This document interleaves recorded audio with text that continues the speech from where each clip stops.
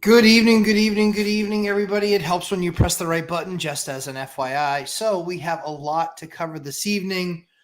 For those of you guys who didn't see, man, it's been a lot. Man, there's so much stuff to cover. Kind of unbelievable, more than just a little bit. But yeah, it's kind of crazy. And I agree with you, Wayne Wong. Like, we do live in an amazingly litigious country, which is, I mean, there's ups and downs to it, but man alive, just kind of more than just a little bit crazy. In all honesty, it was a little bit shocking to get that letter in the mail. Just because, again, we've been doing this for so long. And, at the end of the day, it's one of those things where I don't want to be arrogant about it, but, basically, long story short, is having done this as many times and as long as I have, I know when there's a problem, I know when there's an issue. And we work with people and we try and make things right and fix stuff, but that's really the biggest and most difficult thing in my eyes, is when you're doing it the right way, you've done it right, and now we're having a conversation. Just golly, man, we're having a conversation about silliness. And so, as you guys know, I always talk to you guys and just let you know exactly what the facts are. Frankly speaking, this tenant was a decent tenant when they lived there. They were decent. They weren't like spectacular, but they were decent. They were challenging in some ways because they were very late night gamers. Because they were late night gamers, they would keep up the neighbors sometimes. Like, okay, like it happens every once in a while. Just can't be something that happens on the reg. And so, we ended up moving out that tenant. In all honesty, we moved out that tenant because it was my nightmare. It became my nightmare because, and then they were like, well, we deserve the right to enjoy our house. And I was like, yeah, but you're like on it until 1:00 in the morning and you're loud. Like, I couldn't care less if you're playing games, but and he's like, well, I'm a Twitch streamer. I was like, well, congratulations. Then pick a different room, Twitchy. I mean, you got to pick a different room. So they were all right, but we got some noise complaints. Like I said, they were good, not great. But so then they're moving out and they're all going different directions and such. And so here's exactly the scenario. Because again, I always like to lay it out for you guys so it can be a learning experience. So they give notice, all good, fine. They're leaving. And they're supposed to be out by 5:00. Supposed to be out by 5:00 on, I think was this a Friday? It might have been a Friday. So they're supposed to be out at 5:00 on a Friday. We have everybody moving in. We always stage it, as you guys know. We stage it, people moving out at Friday, and then they're moving in. Then the new people are moving in at noon on let's say Saturday. The reason we do it that way is it gives us that night to take pictures, document anything, and that morning, because we know that the move out has occurred, we send in cleaners and we give them the option. Hey, we go see it right at 5:00 and take care of anything that we need to document, blah, blah, blah. And then usually the cleaners will walk in right behind us that night, or they'll do it the following morning. So it's kind of crazy, more than a little bit crazy. But what we actually do is in getting that process done, we know that people are walking into a nice clean unit. So we have our units cleaned in between tenants, because you'd be surprised how many people don't own vacuums or don't dust, don't clean up, don't take the time to clean off the fans. And we're not a maid service. They are. That's their job. Their job is to get it like they got it. So we get everything walked through, cleaned through, the whole 9 yards. We do all that. In this particular case, like, they had mopped the floor. Great, congratulations. But they hadn't done a bunch of other stuff. No big deal. I don't take it personally. I'm a landlord. It is what it is. But we set it up. We make sure that we get that stuff done for folks. So my guy goes in there. He takes a look around. He's like, yeah, it's all right. They mopped the floor and the cleaners are here and they're cleaning their thing. He's like, there's a couple of doors that we need adjusting and taken care of because maybe they were slammed too hard or whatever. So there's like some adjustments. There's a little bit of touch up paint, like nothing crazy. And we're not, again, nothing that we're going to charge for. But the cleaning is something that isn't a sunk cost. The cleaning is cleaners go in there and clean so long as there's something to clean. If they look around and they go, nope, it's dusted, the stove's clean, the fridge is clean, under the sink is clean, the cabinets are clean. If all that stuff is done and taken care of, then that's really not a conversation. And the cleaners are like, nope, there's nothing here for us to clean. We'll split. Cool. Sounds good. So they went in there and we had, they were multiple cleaners that showed up and only one stayed. And she's like, nope, nothing crazy. She's like, a few hours, I'll be able to get through it myself. And it was, scrubbing out the refrigerator because people like to take it. And then they spilled stuff in there. They had fruit in there. They had something in the freezer. There was freezer in, like all of these things fill in the blanks, right? Well, we deliver it to you. We deliver you a clean fridge and a clean freezer and a clean microwave, clean under the sink and clean in the stove and clean in the oven and the cooktop is clean. So we clean all that stuff. Like that's what you're supposed to do. So we just expect it back the same way we give it. So out of a almost $3,000 deposit, we kept a little over $100. Keep in mind, the little over $100 that we kept was exactly what the bill was from the cleaners. Exactly what the bill was. There was no deviation from it. It's literally the exact same price. What the cleaners charge us is what we charge them. What's interesting is that we were there for a few hours. I think my guy put in a half a day there. We didn't charge them anything for that. Literally not a dime. We didn't charge them for some light bulbs that were out. Not a dime. And those are all things that are technically on them. Landlord's job isn't to replace your light bulbs. It's your job to replace your light bulbs. You use them. It's your job to replace them. I gave you a working light bulb. And so we then send out all the security deposits. And guys, this is the process, right? So we had taken notes, taken some pictures, blah, blah, blah. We did what we needed to do. We then, from that perspective, we have 30 days in our state. We have 30 days, up to 30 days to send that out. So, sometimes it takes, a couple weeks to get to it because, we have the move-ins happening. We want to make sure that we're getting through all those items. We want to make sure that, that they didn't leave the toilet clogged with wipes. We want to make sure that everything's still working. And the best way to do that is to make sure that we have the new tenant who moves in. The best thing is to do is let them live there for a week and see if there's any other, problems, because likely they didn't cause the problem in a week. So we give it a week, like I said, and then once we get that, then we start getting the invoices in for other things that we had to do there, take care of there, whatever. Then we go back and we go through our, basically through the system for the year. And we say, okay, were there any other occurrences of items that we had to go in and repair that was a tenant's fault? And again, we're just looking to, because that's the time to do it, is to take the debit off their deposit. So again, there were a couple things there, but I was like, fine. They were a decent tenant. No big deal. Like, we'll just take care of it. That'll be on us. So we take it. That's on us, whatever. And we then send out the deposits. So we have, all good, Jack Stewart. Good to see you. So we, so we know tonight, we know that, or that night, we know that, okay, you know what? Yeah, we're going to basically give them a few hours worth of work and we're going to give them, so we're not going to withhold any money there, but we are going to, charge for the cleaning bill. We get everything out. And it's your job. It's not my job. It's your job to update if you want the letter sent to a different address. Very often people, they forward their mail. It's what's called being an adult. You move, you forward your mail. Okay. Fairly straightforward, right? You think?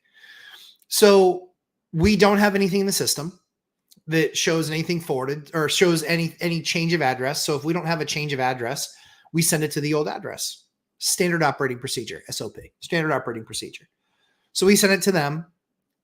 Because again, when you have a ton of tenants, you can't check up with them and go, hey, wanted to make sure what you put in the system was right. Like, this is college, kids. Like, you're an adult, you're a big boy, take some personal responsibility. If you want it sent somewhere else, put it in the system. So we send everything out. and we send everything certified. So we know that and guarantee delivery. We want to make sure that we know that that it was delivered and that it got there. And if not, then we can put a track on it and do that. But the other reason that we do it too is so we can show up to court and go, Your Honor, here, this is a receipt for every single one that we sent. We sent it to that address. No one had sent us updated addresses previously. So we did what we were supposed to do. So we did that, and we did it like 4 or 5 days early. I want to say maybe even a week early, but it was days early. It was days before the end of the month. So we send everything out. And we don't usually hear from anybody saying, "Oh, hey, I got my deposit check back." Like, we don't hear those stories. It's just like, "Oh, hey, you're a great landlord. Thanks so much for doing such a great job." We don't hear that. We do from some people, but that's far more the exception, and we treat everybody exactly the same. So if they have an issue, it's usually them, or that they didn't like what they were told. So we get everything out, and this is where the story gets really interesting. So we get everything out, and then after like 3 or 4 weeks, they reach out to us and they're like, "Hey, we haven't gotten a deposit." Or one kid reaches out, "Haven't got my deposit back." Oh, okay. Well, we sent them all out. It was sent to your previous address because we didn't have a new address on file. He's like, "I gave you a new address." I said, "You gave me a new address 2 weeks after we sent it. I already told you." I said, "It's already been sent." He's like, "Well, I'm going to need you to resend it." I go, "Yeah, I'm not resending you another letter because I'm not going to send 2 checks in the mail. Did you forward your mail?" Well, we've seen some cases where the forwarding didn't work. I mean, again, this is not my problem. I'm not USPS. This is your issue. So I did my part, which was send it out to the last known address. I did it. That's my part. So he then's like, "Well, I want another check." I said, "Okay, then we'll cancel the other check. That'll be $40. We'll cancel the other check and we can send it out to you." He's like, "Absolutely not." He's like, "I'm not paying $40. He's like, "You have to cancel the check." I was like, "I'm not canceling the check and not charging you for it. That's not on me. I delivered it to the address I was supposed to." So then he was like, "Yeah, I said, so just keep your eye open." So I don't think that they forwarded their mail. We had proof of delivery, but we don't know at where it was the proof of delivery. We don't know if it was at their house or if it was at the old house. We don't know. Or the house that they rented from us. So we send everything out. They should have everything. They don't have everything. Come to find out that the imbeciles didn't forward their mail. And then they were blaming me because I sent it to the old address. I said, "Guys, the address on file is that address. Well, you should have reached out to us and asked us." Again, not my job. That's your job. That's not my job. My job is not to reach out to you and take care of you and baby you. My job is to use the data that's in the system and send that stuff out. That's my job. You were told, make sure we have an updated address from you, and you never sent it until you sent it late, which makes it not my problem. So, but we don't want multiple checks out there. I said, "Hey, I'll send you out another check right away, but you're going to have to pay the $40 to cancel." He's like, "Absolutely not." It's like, "Okay, then you can wait." We've literally seen things show up 6, 8, 10, 12 weeks later. We've literally seen stuff show up months later. And it's like, holy cow, look at the date on this thing. Like, we've seen dates, 6 weeks, 8 weeks, 10 weeks, 12 weeks old. So we're not sending another check because now this is an acrimonious situation. And if I send that check, who's to say they're not going to get another check and cash that too? And then I got to go to court and I got to sue them and I got to fine them. And they're in some of them are in different states. I'm like, yeah, I'm not going down that path. Nope, not happening. So, so what we do is this. We say, because basically we hit 90 days. We hit 90 days and I'm like, okay, they're definitely not getting them. We would have seen it back by now. So I'm not going to charge them the $40 at that point, even though I'm a little bit nervous because it didn't go so well. And, are they being jerks and do they already have the deposit and are they just going to cash it then? So I'm like, yeah, I mean, it's possible. But at that point, I mean, that's rather diabolical. So I believe better about people. So we had that conversation. And I said to Ash, I said, "Hey, Ash," I said, "send them an email," because we had their emails in the system. I said, "Send them an email and say, we need to get updated email addresses from you so we can send you an updated deposit return check." Again, keep in mind, each individual is getting about $1,000 back. And we withheld the cleaning fee, which was about $40 a person. That's it. Just $40 a person. We didn't overcharge. We didn't charge more than the invoice was for. Nothing. And that was for 3.5 hours of cleaning for a 1,600 square foot, basically condo, 1,600 square foot condo, basically. So we send everything out, or we send the email out. We wait for responses back. We get one of the three responds back. So one of the three responds back. And so we send his out. We send it back out to him, I think within 24 hours, actually. So we send that back out to him. And then when we do send that back out to him, he gets the check. This time he actually gets it. And he goes off the hinges about how we withheld $40 for cleaning. He's like, this is an absolute ripoff. This is a total joke. We cleaned the place, blah, blah, blah. You didn't clean the appliances, jackass. You didn't clean the appliances. Certainly not passable. If a cleaner can sit there and clean everything for 3 hours, you didn't do that good of a job. Now, it's a 1,600 square foot house. How long would it take to clean everything, one person, in a 1,600 square foot house? I can tell you, I usually get crews in there, 3 or 4 people, and they're usually there for 3 hours is how long it usually takes to clean something that big. So it was a third the amount of time of normal, maybe even less. But again, specifically cited by the cleaners. Yeah, it was the kitchen. Yeah, it was the kitchen. It was the appliances. That was a major part of where they spent their time. And so he goes absolutely apoplectic and crazy. And I said, listen, it's $40. And I said, we're keeping it. That's what we were billed by the cleaners. He's like, I'm not paying that fee. I said, you already did pay that fee. And he goes, then I'll sue you. I said, go for it. Have a blast. Sue me. Yep. And 3 weeks later, I get the note in the mail. He sued me. Okay, fine. I told him to do it, and he did it. It's the first time he ever did anything that he was told to do. So now I'll see the guy in court in the next month. Took me to small claims court. And the funny thing is that we haven't heard from any of the roommates. I'm very excited to go before the judge on this case because, again, we did nothing wrong. We can prove that we sent service before the 30 days. We can prove that that they were sent, that the envelopes were sent. We have check numbers associated with the checks that were originally written. We then have the email that we sent following up with them. We then have the lack of response from 2 of them, but one of them we get the response and he gets a letter. And then his nasty texts about how we owe him $40. I'm not paying because you're a dirty boy and your mommy didn't teach you how to clean. It's not my job. That's your job. And so that's where we stand. So we will be going to court. And we will be going to court. Yeah, $40. Yep. $40. Yep. Sure did. $40. And here's the funniest part. He had to get his other 3 roommates and they had to pay $75 to file. This kid's an idiot. He's an absolute idiot. And I'm going to spank him in the courtroom in front of everybody because he's just being a bully. No. He's suing. So here's the thing. So I'm just taking these questions just because I saw them pop out of the corner of my eyes. You should object on the grounds of. So Rictavius, here's honestly how it's going to go. I've shown you guys in the course, I've shown you how I prepare for a case. I have the timeline together.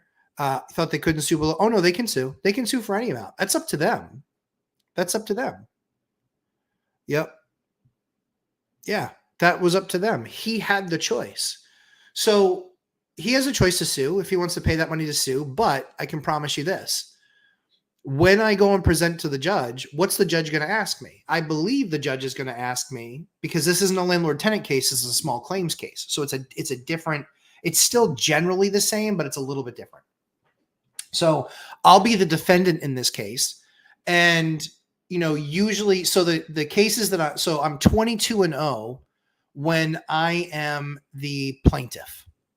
I am 2-0 when I'm the defendant. We'll see. We'll see how this goes for me. But again, this is what I teach you guys in the course. Document everything. So I have a full case already built. Everything that we needed, everything that I just covered for the last 20 minutes, everything is in there. He is going to, I cannot understand how a judge would rule in his favor based on the facts.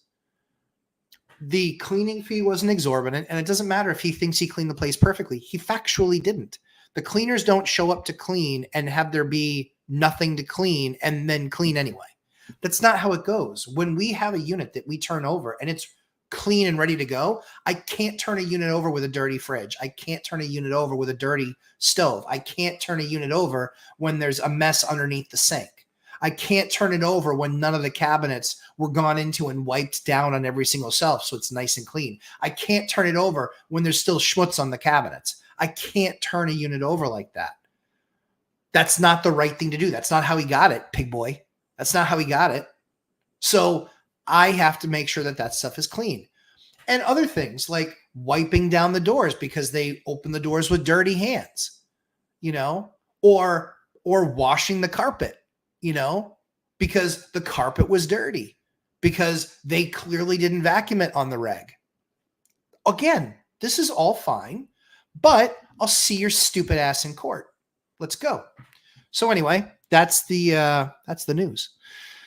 All right, let's jump into some of these questions. But yeah, I'm very interested to see if the judge, I mean, again, is it possible that I lose? Sure, it's always possible. I'd like to see what the judge would find, that I did the wrong thing and didn't carry myself with honor and integrity and character, and why this guy isn't just seen as an insolent brat. That's what I would love to see. So, yep. And the other issue too is that I'm kind of considering filing a countersuit. The reason I'm considering filing a countersuit is we spent about $200 in man hours there. $200, not 200 hours, $200 in man hours there. And they weren't 100% gone on the first. They left some stuff behind that we had to pick up and dispose of. And sadly there's trash bags that you have to dispose of it. And so we can't be there. So we actually have to go somewhere and dispose of it and pay to dispose of it. You know, this is kind of a problem, you know? So yeah, I'm very interested to see what the judge has to say. Like I said, I feel very good about how our case and how I will handle it. Is it a chance that I'm missing something? There's always that chance, but I just don't see it. We handled ourselves exactly as the law says we should. I can appreciate that they felt like it was too long for them to get their deposit check back, but update your address. That's your responsibility, not mine. My responsibility isn't to hold your hand. That's your mommy's job. And clearly you probably still need that a little bit. So that being said, Wayne Wong, yes, you're right. We live in a litigious country. Old REI guy. Hey, hi guys. Kim Bishop, Wayne and Frank. Hi, Kim Bishop.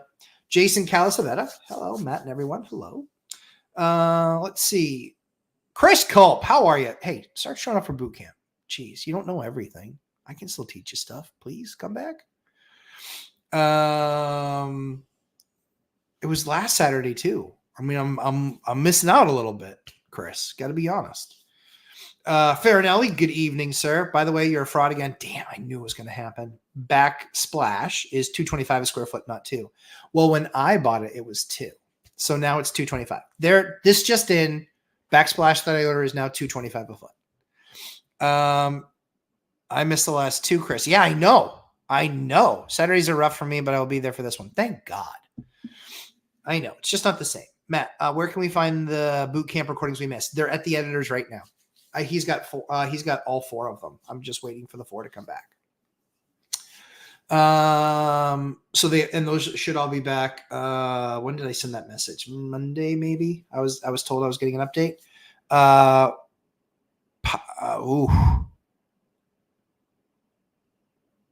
Piaulis. Hi, welcome to the channel. Rick Tavius, my man. Eddie B. Truckin'. Love you, dude. Driving, but I'm here. Love to have you. Dividend Dave, there he is. I thought you changed your name when I saw something was like Dynamic Dave or something like that. I was like, oh, that's probably Dividend Dave. He changing up his name. Glad you didn't. Jack Stewart at work. Will be less active tonight. That's okay. On break now. Good to have you. Request for next bootcamp PhD level lecture on how to rent in November. I'm getting my ass kicked.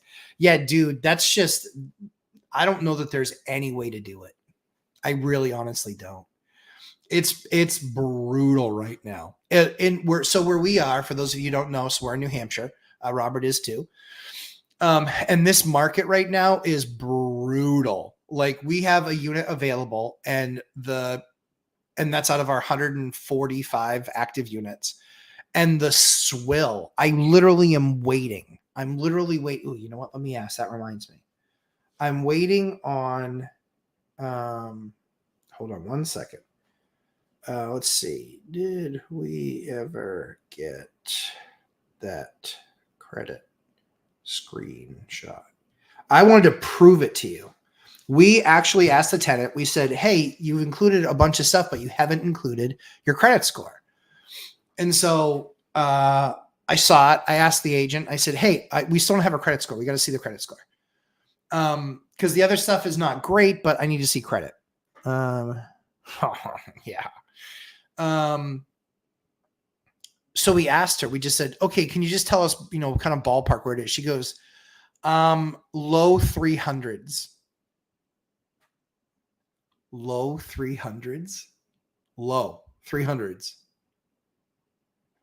I told the agent, I go, I need you to get a copy of that. She goes, but I don't want to. She's like, we're not going to rent to her. I go, I need to see if somebody says low 300s, if it's actually low 300s, or is it even worse and it's high 200s? Or is it even low 300s and she's right? I got to see this. Because I think my record is 380. I want to say it's 383 now or 386. It's something like that. I may have scared her off. So I text my agent. I said, I need to see a copy of that credit score. She didn't send it in.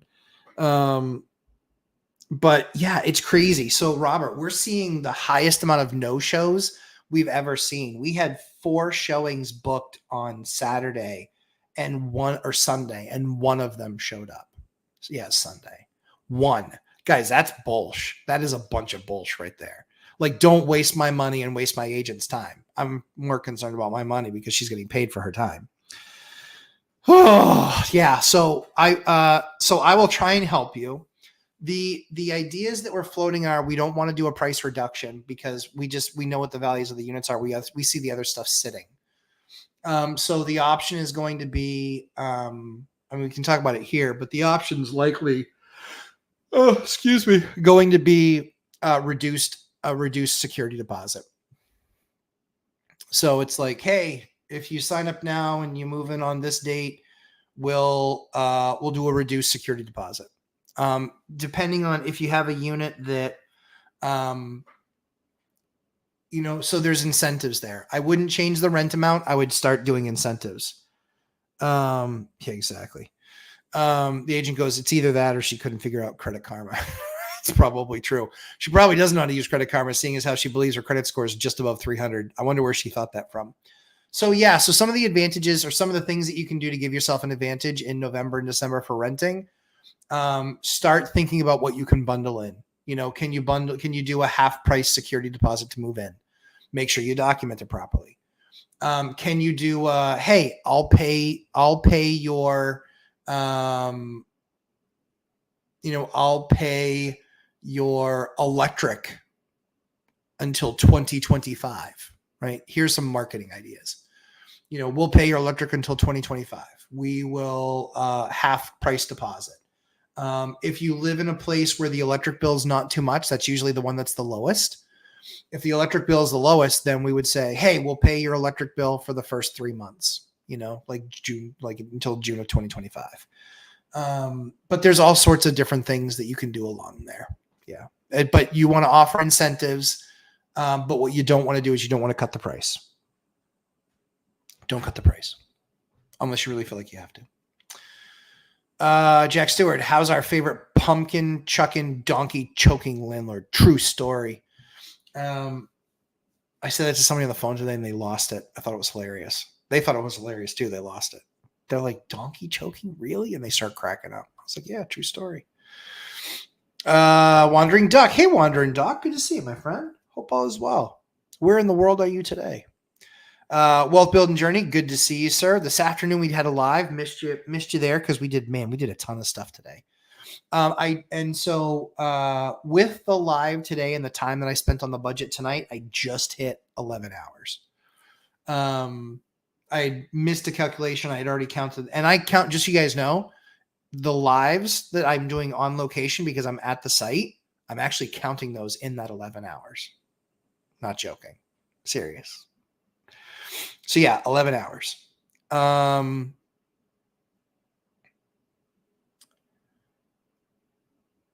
afternoon, yes. Great wealth building journey. Great interview with Mindy. Oh, thanks very much. So guys, one thing I would ask you, need a favor from you. I need you to go to Bigger Pockets Money with Mindy Jensen. Bigger Pockets Money. I think they have about 87,000 subs. My video's there. They didn't brand it as Lumberjack Landlord. That's okay. But my big smiling mug is there. And so want you guys to go check out that video, but most importantly, need you to leave a positive comment in the notes. Positive comment. Mindy did a great job. I did a great job, whatever. Mindy's fantastic. I'd never met Mindy. Was a real pleasure. Her whole staff is awesome. Mindy, Blake, there was somebody else in the staff, and I apologize for forgetting her name. But they were awesome. They were awesome through the entire process. It was a lot of fun. Very, very nice. The time with her flew by because we were just laughing about so much stuff and having a good time. But yeah, I shared a lot of stuff on there, honestly, that I don't think I've shared really anywhere else.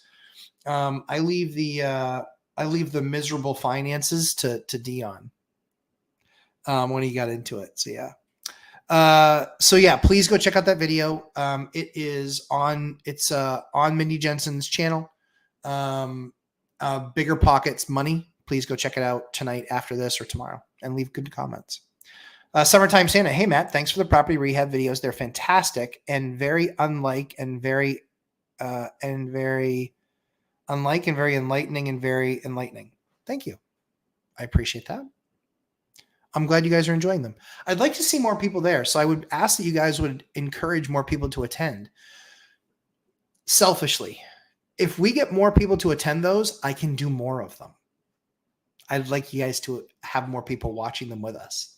I want to do more. I want to answer more questions. I want to do more stuff like that. Can't do it. Can't hire a film crew. You're stuck with me. But we want to be able to help people. And the biggest challenge always is rehab stuff. What do I do with this? How do I create more value? How do I do this? How do I do that? Really, really, really impossible. So I want to show you guys exactly how they're done. Potato. Yeah. A tenant sued for $40. No joke, Potato. Love the name, by the way. Yeah. What kind of potato are you? I think that's an important question. But yeah, got sued and his portion is $40 and it cost him $75 to file the case. So you want to win on principle? Prepare to lose on principle.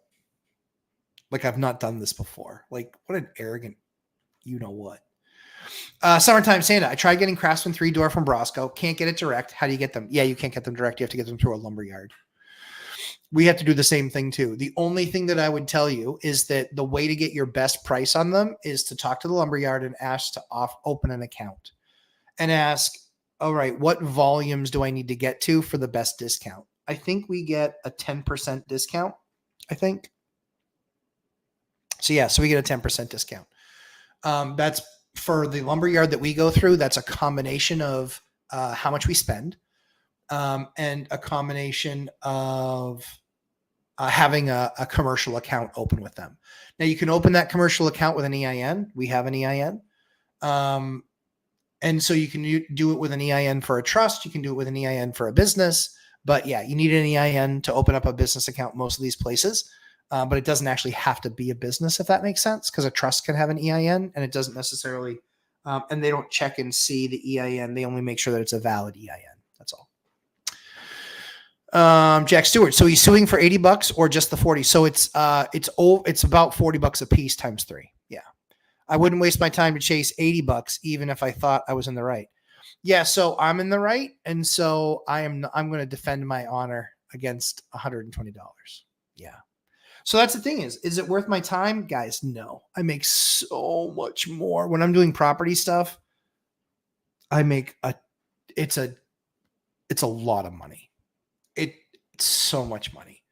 The rate that I do, the 3 hours for $1,000, that package that I do, that's a discount on my time. I'm not kidding. That's how much money I make when I'm doing a lot of these jobs. So, and when somebody hires me to do like a contractor job, like you guys will see, if I wanted to go in the world of GCs usually charge 10% of the overall budget, 10% of the overall budget. I could show you exactly how much money per hour that is. And it is in well in excess of $350 an hour when you can GC a job the right way and you have crews. So no, he's going after the full amount. Rictavius, you should object on the grounds of, yeah, can't. I got to be there in the court and I got to see what the judge has to say, and what the judge says goes. You know, I think that the tenant is wrong. I think he's dead wrong. I think he's being a bully, and I think the judge is going to see it my way. But we'll see. I've been wrong before. I'll be wrong again, I'm sure. But yeah, they can sue below $50. They can sue forever they want, so long as they pay the filing fee. Josh Burdick, that's the first time he ever did anything he was told to do. Classic lumberjack. Thanks, Josh. Yeah, it kind of is. Yeah. Jack Stewart. So hypothetically, could someone sue you for a pumpkin pie? Serious question in a funny worded way. Somebody could sue you for a pumpkin pie. For sure. Yeah, absolutely. And pumpkin pie is expensive. I mean, even the cheap stuff in the freezer section is expensive. For those of you who don't know, Jack and I have a passion for pumpkin pie. Say that 3 times really fast. We have a passion for pumpkin pie. So really what we try to do is we try to relate everything to pumpkin pie. That's the market for us. Not Bitcoin, not the US dollar, not the yen, not the yuan, but pumpkin pie. Or the British sterling.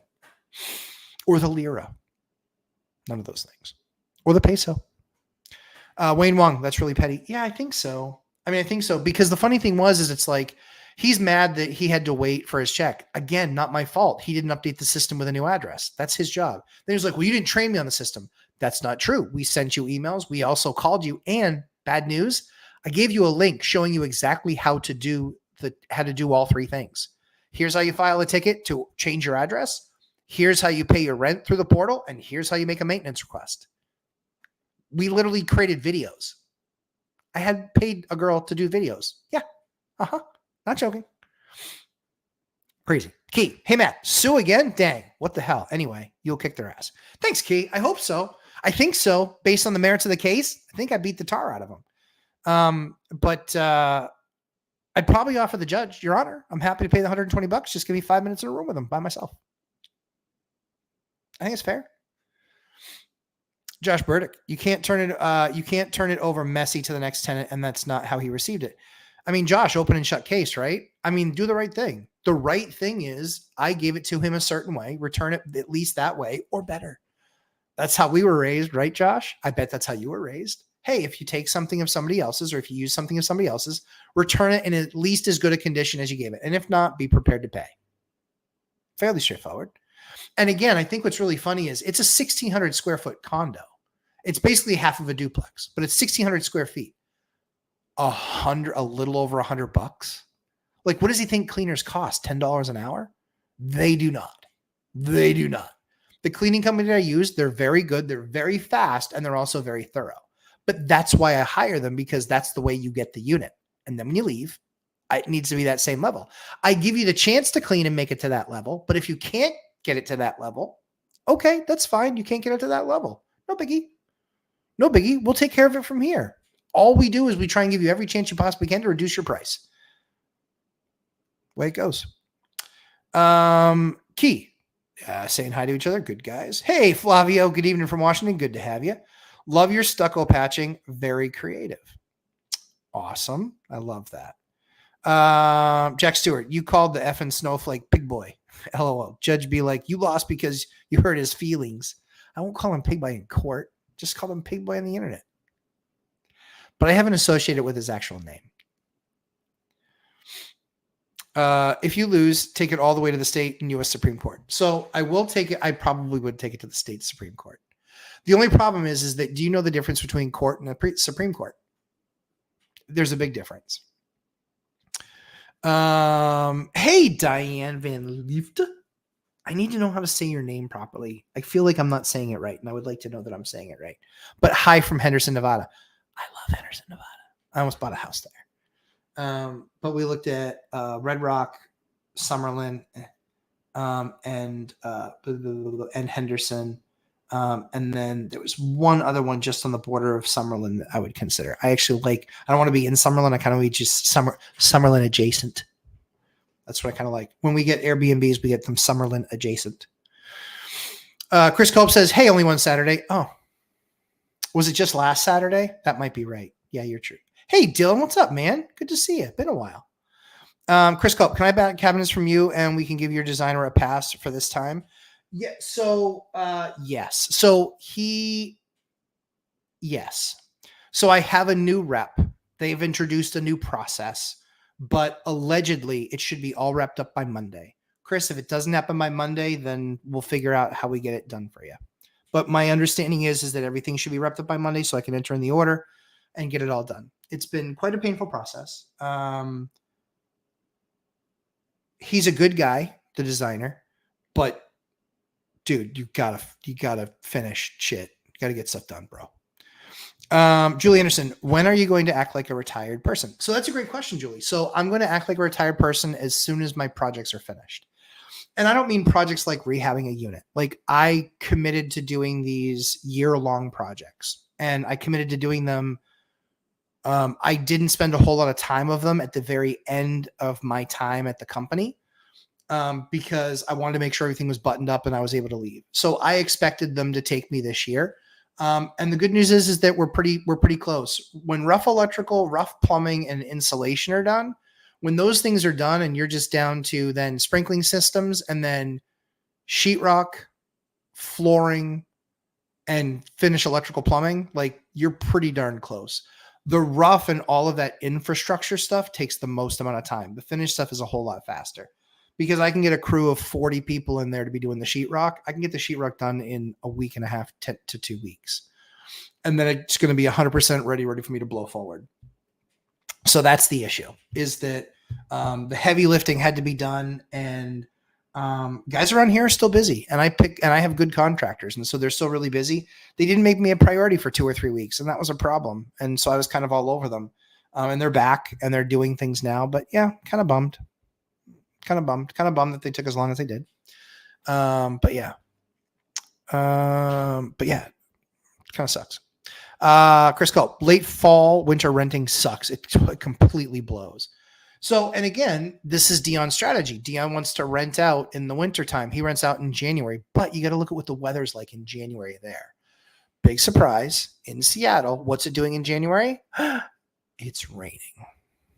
That's all they get there. Like, that's what they get there. They get rain. And so you're moving pretty much anytime you're moving, it rains like 100 and something days there. So you're moving in the rain pretty much no matter what.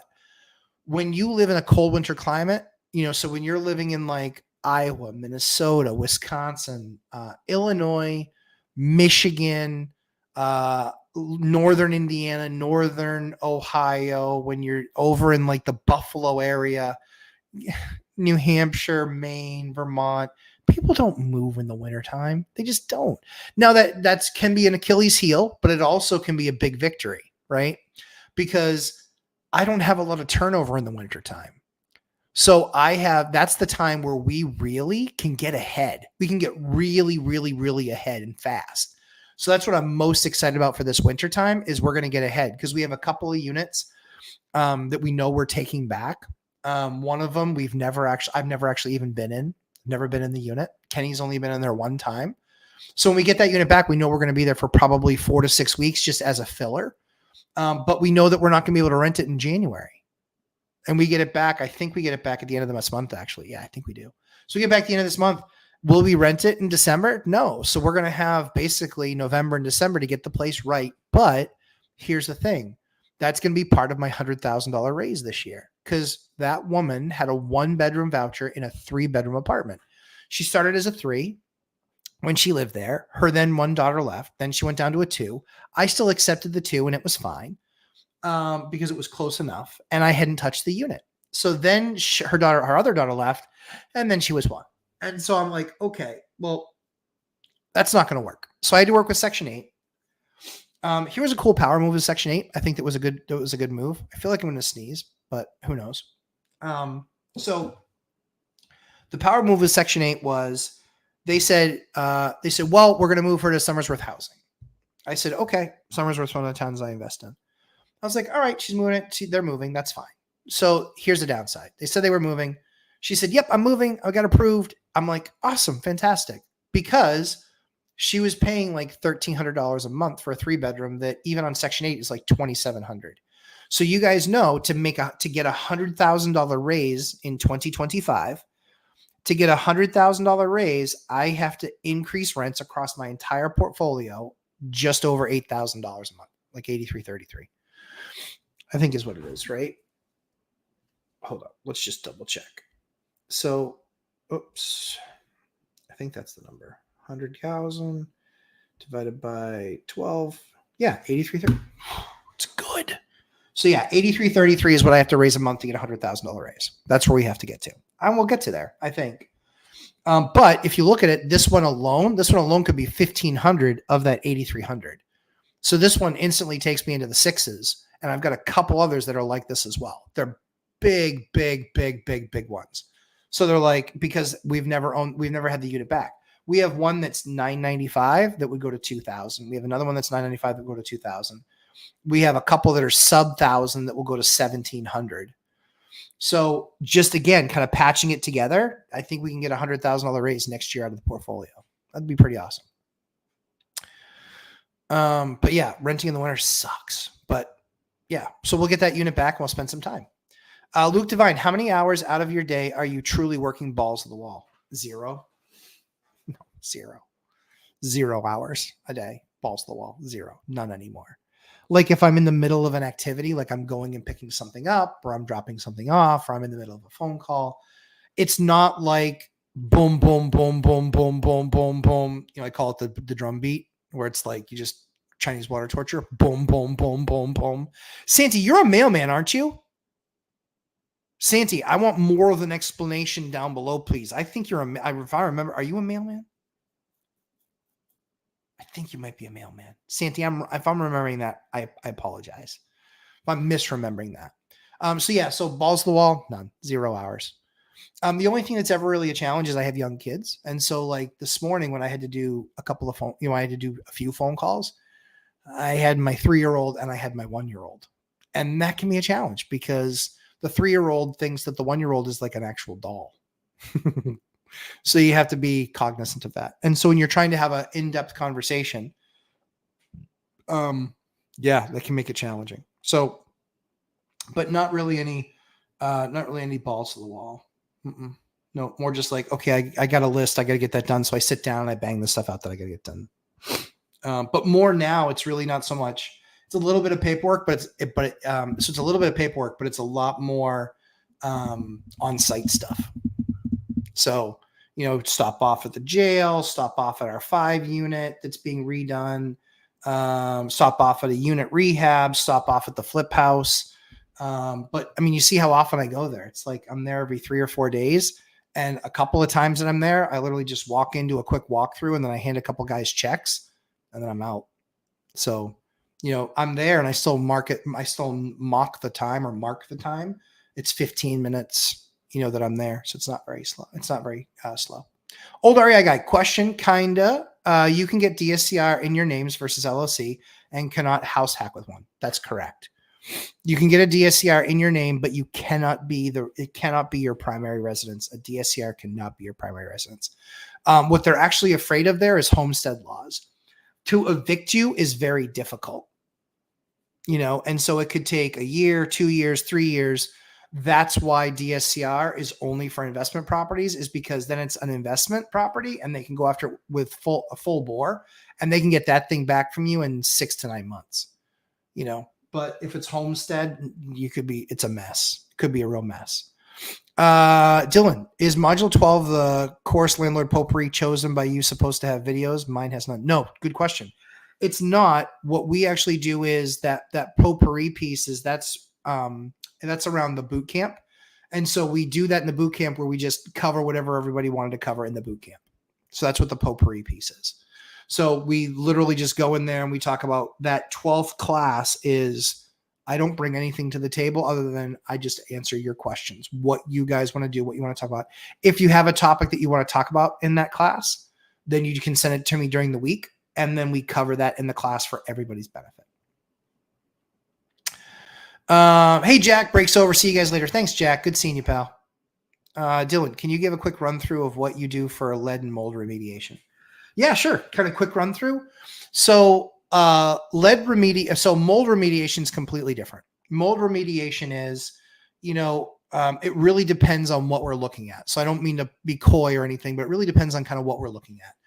In most cases, like if you have a wall that's chock full of mold and it's mold everywhere, that you've got a bigger problem. If it's mold in the spot or whatever, like, we'll, mask up in a P100, we'll put some plastic down, and then we'll basically go through and we'll cut. But usually what we'll do, on sheetrock, because that's usually where mold grows because it's paper, but we'll spray it. We'll just absolutely soak it with bleach. We'll soak it with bleach. We're not trying to wipe it down or anything. We're just soaking it with bleach. But what we want to see if there's mold on that surface, there's usually mold on the behind surface. So we'll cut that out and take that piece out. So that's what we usually do on a mold perspective. The other thing that we'll do too is ozone machine. We'll put an ozone machine in there to try and kill stuff. So we will, if we explore and we find that there was nothing behind that piece, we'll do a wipe down, and then we'll paint it with kills. That's what happens. And it's not mold. It's often mildew. So we never use the word mold because mold says it's something. I don't know it's mold. It could be mildew. It could be any number of things. It could be a stain. I don't know. So I never use the word mold because people are like, oh, it's black mold. And I got bad news. This mold that grows on food is different colors. The mold that grows on walls is usually 1 or 2 colors. And it could be 10,000 different things. Not joking. It could be 10,000 different things. So we never called mold because we don't know it's mold. And we're not going to test it to see if it is mold. What we are going to do is we're going to clean it up and then make sure that it doesn't come back, make sure that it's mitigated and it's done properly. But ozone machines are great. Kills it. Kills the smell. The other thing we try and do too is we also try and we'll throw a dehumidifier in there and see how much water it sucks up. If it doesn't suck up a whole lot, if the first day, if it sucks up some, the next day it's nothing, well, then we probably don't have a problem. If it's sucking in like a bucket of water every single day, then that's way too much moisture and you got a leak somewhere. Yep. The other thing you can do too is they make little testers that you can stick into sheetrock or stick into a wall or stick into a piece of wood, and it will give you a moisture content. You can do that as well. Those are all things for mold. When it comes for lead, for us, we don't test for lead. And the reason that we don't test for lead is because if we test for lead, we have to say that lead exists on the disclosures. And so if you look at disclosures in any old city, they'll almost always say NA. Why do they say NA? They say because they don't know. Why? Because they didn't test. So it's that plausible deniability thing. The world will get turned upside down when they force people to fill out and test for lead. Because in any house pre-1979, there's going to be lead there. Period. In any house, 1979, there's going to be lead there. Guaranteed there will be lead somewhere. Even if you have wood inside the house and all of your wood is stained, I guarantee I'm still going to find lead there. Guaranteed, no doubt in my mind, I will find lead somewhere. Promise. Yeah. So we don't test for lead. And so when we find something, we act like it has lead in it, if that makes sense. And so there's an RRP class that you can take. Basically it's remediation. Is it rental remediation program? I forget what the RRP stands for. Let me know.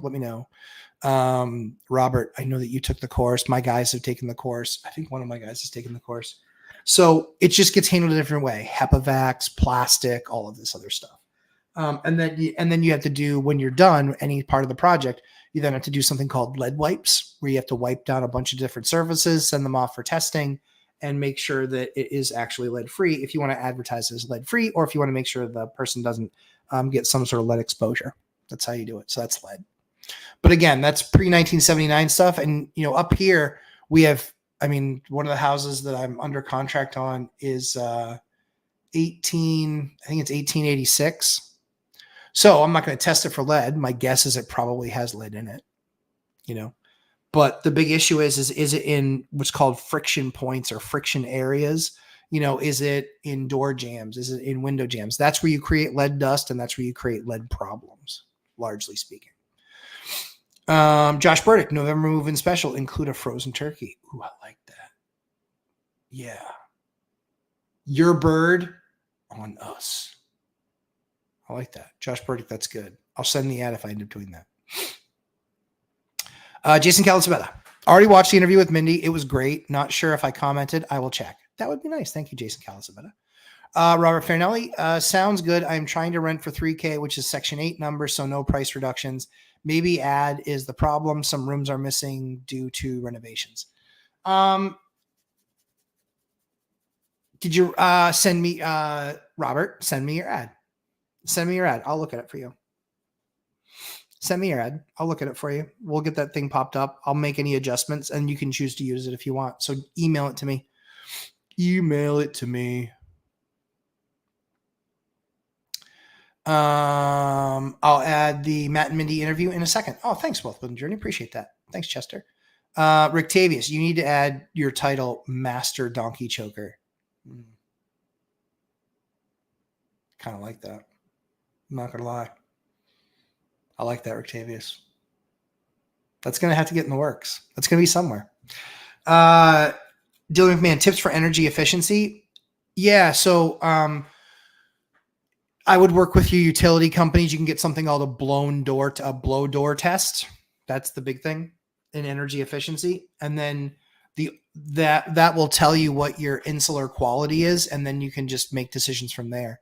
You know, do we need to change out the doors? Do we need to change out the windows? Do we need to change out the insulation in the walls? Do we need to change out the attic insulation? That's the best way to do that. Yep. Tim Smith, Lumberjack Live, baby. Here I am, and there you are. Thanks for hanging out. Kyle Dorn, late start, but hi all. Hey, Kyle, good to have you. Jim Young, you don't need a film crew. You do great. Oh, thanks, Jim. I appreciate that. Yeah, honestly, I would love to have a film crew because I could actually like get more into stuff. But yeah, I really appreciate you saying that. I would like to kind of get more into stuff. I did a film crew a couple times when we were doing like a project one. Actually, that reminds me. I think I got the fours of my big fourplex downtown. I gotta call them. I got so much stuff, and yeah, I got so much stuff to get through. But yeah, I appreciate you saying. But I would like to do a film crew only because it makes it easier. I want to really kind of get in depth. You know, also get in there where I can. You know, if I'm holding a phone in my hand, I can't be doing a tape or a hammer. I like to really pill into stuff. Yeah. Santi, do you get paid for the court day? Nope. Is the tenant has to pay you back your time for a lawyer? So they don't have to pay you back for your time, cost of doing business. And if I hired a lawyer, they would, but the judges don't always, give you your attorney's fees. They just don't. Even if the lease calls for it, they'll find a reason if they don't want to say, yeah, but that doesn't pertain to this because he's no longer a tenant. I've seen it happen.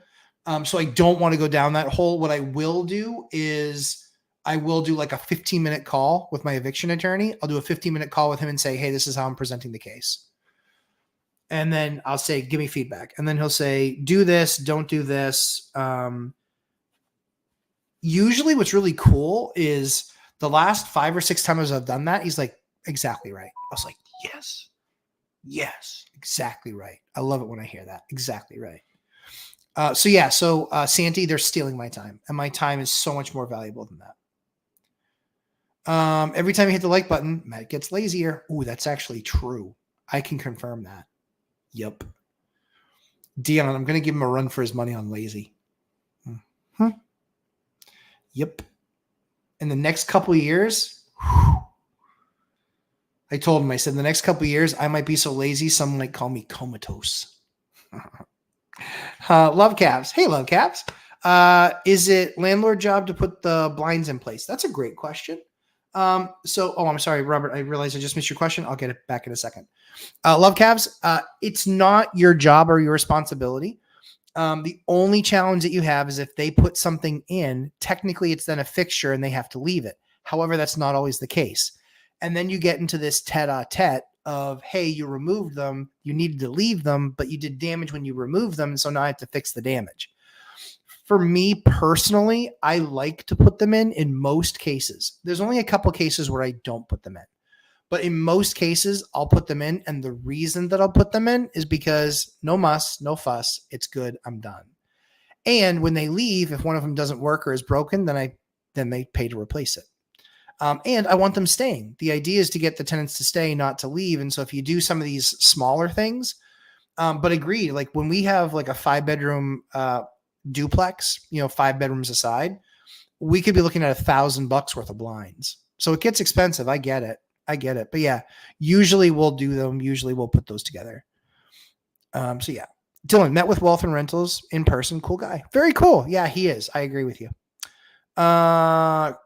Rob, not sure about utilities because it's a 4-bedroom. Maybe offer $100 credit for heat or electrical. That way they don't abuse it. Yeah, I mean, I wouldn't. I would offer it. So I would put in a 70-degree limit thermostat.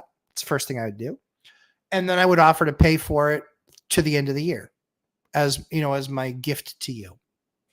That's honestly what I would do. It might be a couple of $100, but put in a 70-degree thermostat. You probably only have one thermostat in the place, maybe two, but you can swap out the thermostats really easy. They make 70-degree limit thermostats. I put those in and then I'm done. That's what I would do. Yep. Santi, 15%. What's 15%? Let me see. 15%. Santi, I don't know what 15% is. Tell me what 15% is and I'll tell you. How can I watch the video? Can't find it. Jason Calasabetta.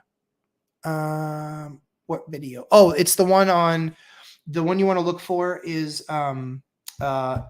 it's just above Wealth Building Journey. Put it in there, but it's Bigger Pockets Money Channel. So just enter in Bigger Pockets Money Channel. You can also put in obese fire in quotation marks. That's my term. They have thin fire, they have fat fire, and I like a lot of money in retirement, so I've made obese fire.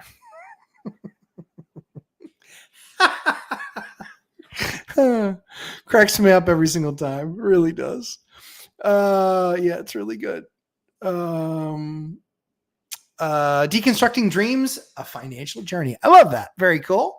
Slam that like button. Hey Matt, thanks for all the golden nuggets dropped. Oh man, you're more than welcome. I appreciate you guys. I enjoy spending time with you. Knitting, yeah, pretty good stuff.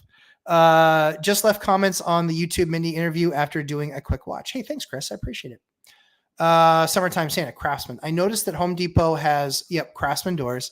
Are they by any chance? They are. I think they're knockoffs, or are they the same? No, they're not the same. Brosco manufactures them. Brosco doesn't. Yeah. So I'm almost positive that Home Depot gets those doors overseas. I like the Brosco doors, the way that they paint, the way that they wipe down after they paint. Like when they get sprayed, you're kind of good forever and you can get almost anything off of them. So it'd be a hard trade down for me to get out of those. Rob on a roll. I know, right? Let's see. I'm here, but traveling. Oh, hey, Hyder. I'll be back in the chat in another 30 minutes. Well, we look forward to it. Flavio, good to see you. I will check with that lumberyard. Yeah, thanks for the tip. Yeah, you're welcome. Investing folks, what's going on? Hey, investing folks, good to have you. My name is pronounced like Van Leeuwde. Van Leeuwde. Door open. Gotcha. Van Leeuwde. Gotcha. Thank you, Diane. I appreciate that. Inferior court and superior court are totally different. Make sure you're in a court of record. Yes. So the other thing that's biggest difference, I didn't tell you guys that. Sorry. So the biggest difference between regular court and superior court. Regular court is to try the case. Superior court is to argue that the law was not properly applied to the case and thus rendered a decision that is incorrect. Massive difference. When you go to the Supreme Court, you're not retrying the case. You are basically saying the judge interpreted law incorrectly and applied it incorrectly to the case, and that's why I lost. That's a massive difference. There is not an opportunity to reintroduce on this level. Again, there is not opportunity to reintroduce evidence. It's not another bite at the apple. It is not. It is to argue before the court that the law was not properly applied, and here's why the law was not properly applied. That's why the success rate for the Supreme Court is so infinitesimally small. Yeah, look it up. It's very small. Yeah, that's what's going on.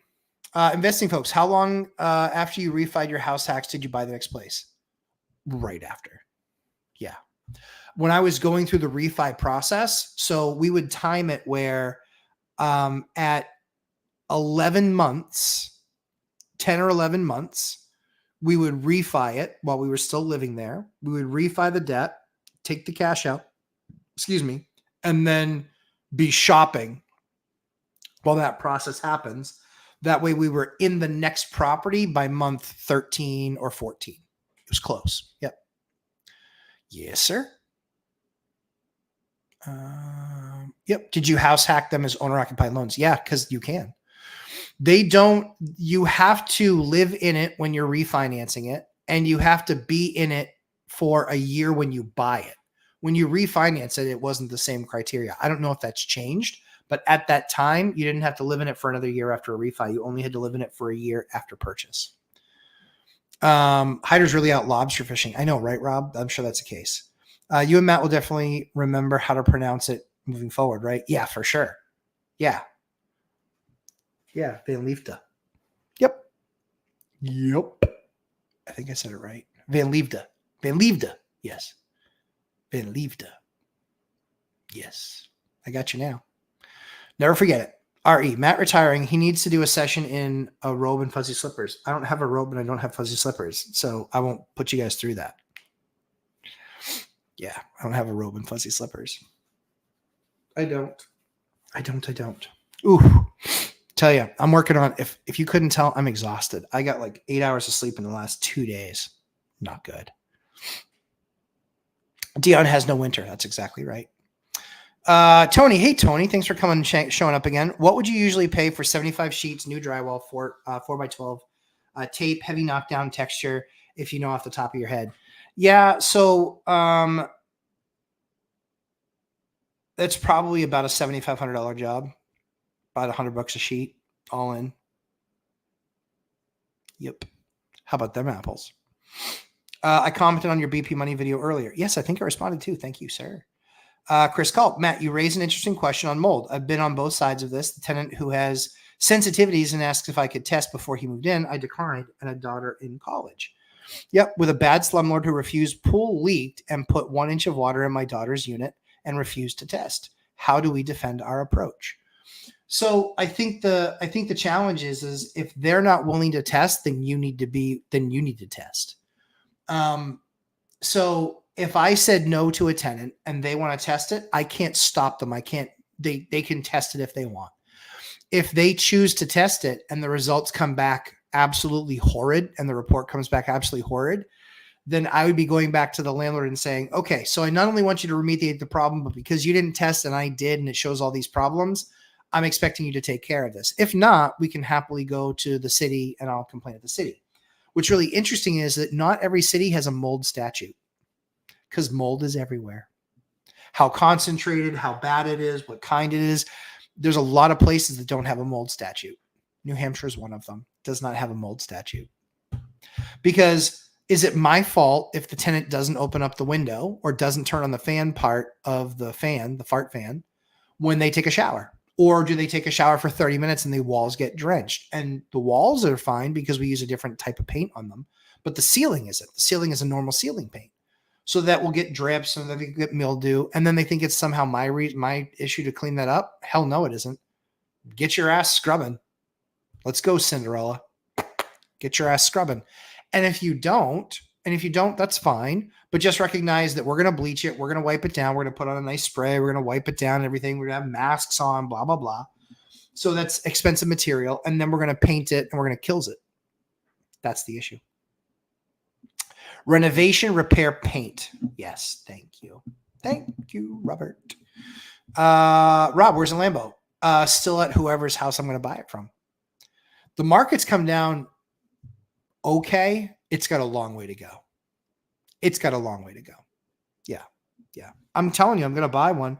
When I bought one, guys, it's the same thing as buying a house. I'm going to get an outrageous deal. I don't need to be in a rush. I really want one, but I've waited this long. I'm ready to buy the right one.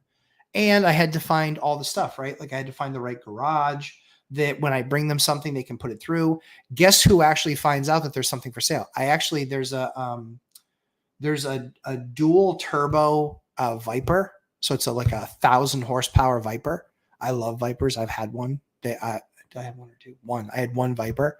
Loved it. Great car. That guy's considering selling his. I also found a Ferrari Testarossa. That guy's considering selling his. So I'm just being patient.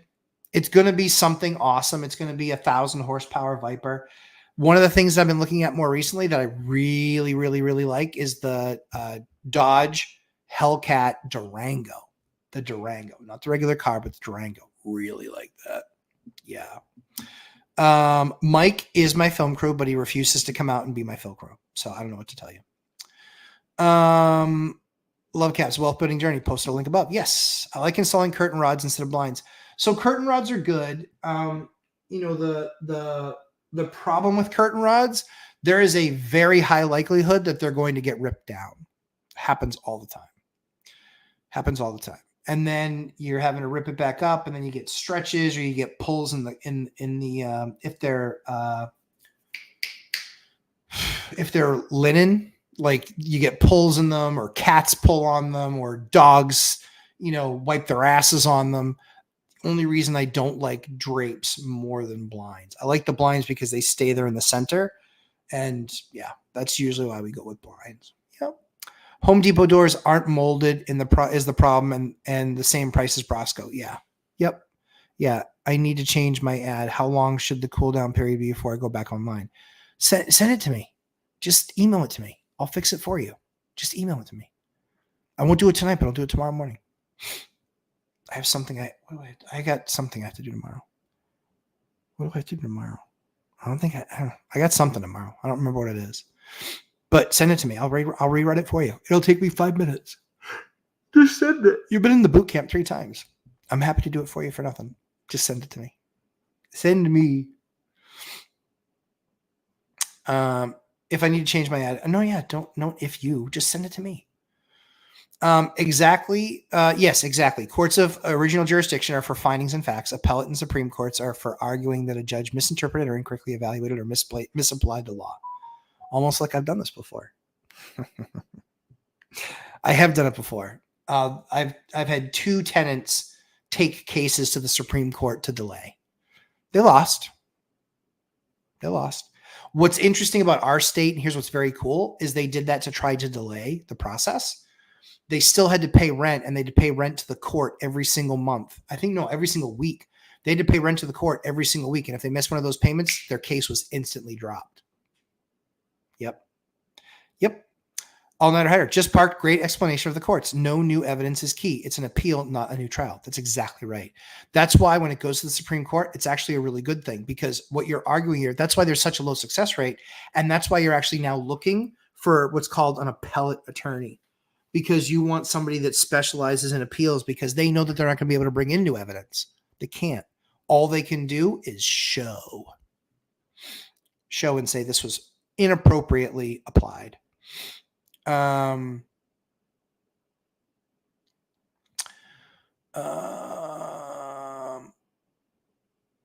Wealth building journey. Courts of original jurisdiction are the lower courts. Yep. E.g. magistrate courts and U.S. district courts. Yep. And the appellate courts of special appeal. Supreme courts are the higher and highest courts. Yes, exactly. So we have, so that's what we have, and we follow it through the state. And so that's really cool is my district court. What's really awesome about the district court is it's very close to my house. It's 7 minutes away, maybe. And then the Superior Court is not that far either. So yeah, it's pretty good. Let's see. Mrs. White Lady. Hey, Mrs. White Lady. Thanks for coming and hanging out. Freaking mold. I'm with you. I get it. Chris Culp. Thanks, Matt. I've been seething for the last few times after my daughter's experience roof pool overflow, which was above her apartment.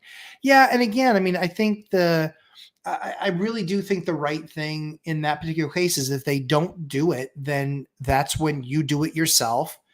The downside is that if you do it and you find nothing, well, then it's peace of mind, but you're out a few $100, but not a bad thing. I mean, honestly, not a bad thing, you know, not a bad thing.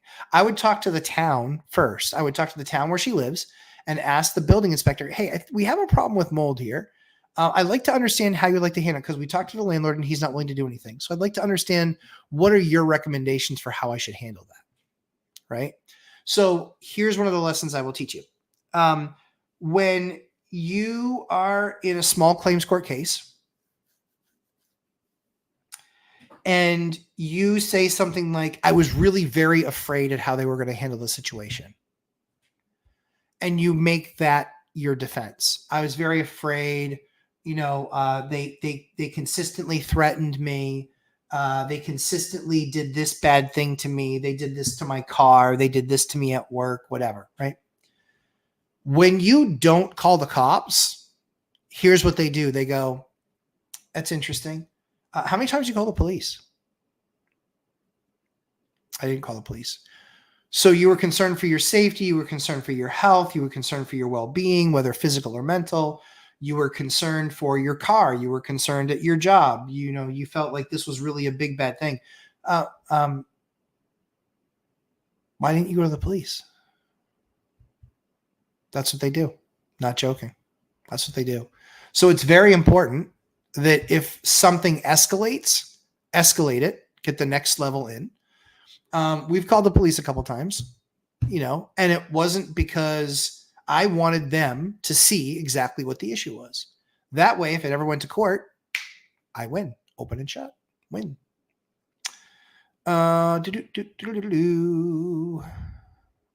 I'm right. Oh, I'm almost to the end. Perfect. Getting close. Doing well. Still got a lot of work I can do tonight. Gonna do it. Yeah, I know. There's always work to be done, my man. Always work. Yeah,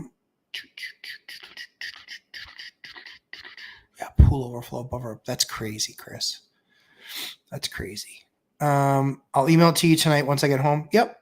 Failing at putting pack up a backsplash right now. I understand. I'm getting flashbacks from my P-Law classes. Yeah, I know, right, Octavius? I didn't take any of those classes, but I'm fascinated by the court process. If I had gone to college, I probably would have been a double major, pre-law and business. But I didn't. So I have friends that are attorneys, and when I take them out to lunch and I'm like, hey, when's your next case? And I go and I watch them in court. I watched one guy in a divorce case, one of my buddies, and it was awesome to watch. He's really good. He was really good. Yeah, very good. Crimson. Robert Farinelli. Problem is cabinets and countertop aren't flush and level, and I need a better way to cut the outlet holes.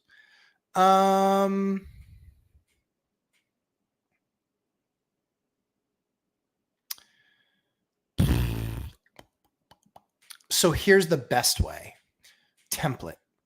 So take a piece of cardboard or take a piece of paper and have it go from the bottom of the counter to the bottom of the cabinet. You can lay it on there just like the panel is going to sit on there. Make sure that they line up that way. And then paper, because it's super easy, just take an X-Acto knife, slice. You cut out your box. And then you take that and you put it right on your plastic or on your metal. And then you can literally just trace that on and then you can cut it out. That's usually a lot easier than cutting it in place if you didn't do that already. When does the lead course come out? I'm really close. There was so much documentation. Close. It'll probably be